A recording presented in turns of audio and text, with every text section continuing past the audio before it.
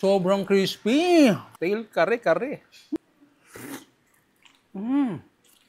Magandang good afternoon for today's video. Looking for a place na mabubusog ka at the same time mare-relax ka. Tapos madami ka pang pagpipilian, mapa-Filipino food pa yan at international cuisine. Baka ito na ang hinahanap ninyo. Dito nga yan sa Casa Celina Tagaytay at Greenhouse Cafe Tagaytay na located sa Enrile Street kay Bagal South, Tagaytay City. At dahil andito tayo sa Tagaytay hindi mawawala ang special bulalo na sobrang lambot at napakalaki. Perfect talaga sa cold weather dito sa Tagaytay. Meron ding crispy pata na napakalaki, napaka-crispy at very tender naman talaga. Kare-kare na very classic ang lasa na parang luto sa bahay. Hindi maalat, hindi rin matabang, sakto lang ang pagkakatimpla. At yung ginataang kohol na nakaka-enjoy kainin, malinis at hindi lasang lupa.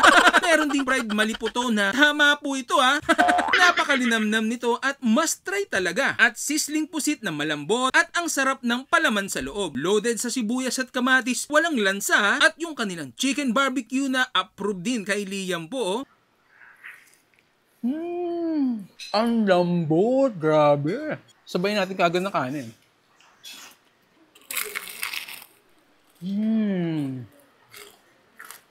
Sobrang crispy. Uy. Sobrang lambot.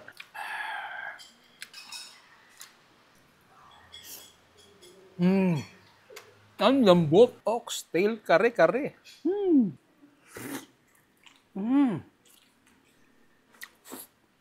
Grabe. It melts in your mouth. Ginataang kohol. Ayun, no? Grabe, ang lalaki. At saka kasi usual ito pag kinain mo to, mabuhangin. Ito walang buhangin. Mali po to. Pero tama to. Special sausawa. Masarap sundan ng kanin. Sizzling pusit.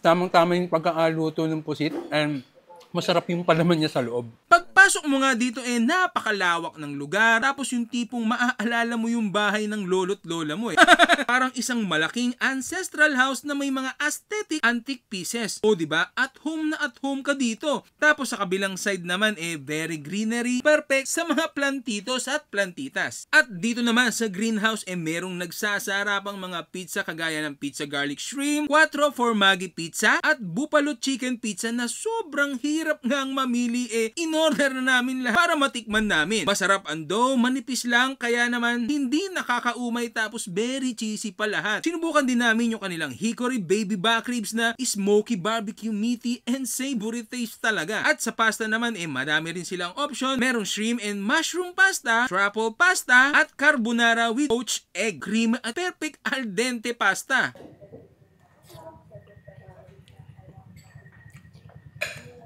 Sarap lalo nung may egg yolk, tapos added crunch yung bacon.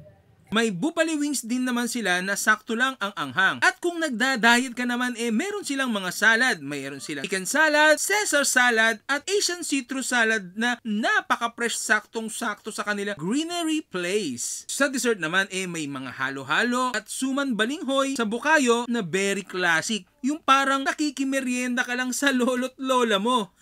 At ito pa nga yung masarap sa kanila. Naalimutan ko yung pangalan pero kinain ito ng aking bunsong kapatid. Sarap na sarap Meron siyang vanilla ice cream at meron din siyang saging.